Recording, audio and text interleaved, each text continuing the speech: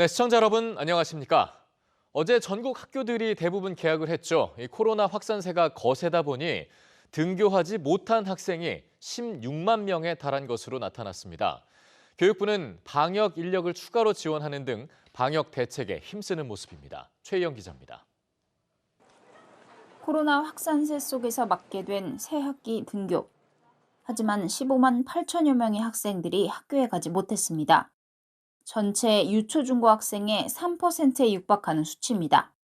자가진단 앱에 코로나19 증상이 있다고 입력하거나 본인이나 동거 가족의 신속 항원 검사 결과가 양성 등일 때 등교 중지가 안내됩니다.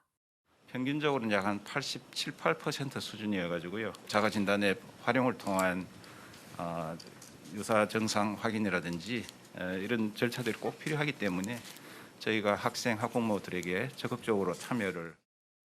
다음 주에는 이번 주에 2배 물량인 1,300만 개의 검사 키트가 학생들에게 배부될 예정입니다.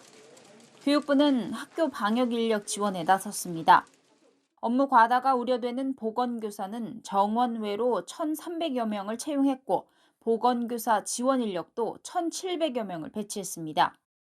학생들 등교 시 발열 검사 등을 도와줄 학교 방역 인력은 계획한 7만 3천여 명 가운데 90%에 가까운 6만 1천여 명을 채용했습니다. 특히 과밀학교 등을 위해 기간제 교사 약 9천여 명을 배치합니다. 한시적으로 기간제 교사 임용 조건도 완화해 퇴직교원, 임용 대기자 등 교사 대체 인력풀을 전국 7만 5천 명 규모로 마련하기로 했습니다. 등교 중지 학생이 더 늘어날 것을 대비해 원격 수업을 위한 공공 인프라도 확충하기로 했습니다.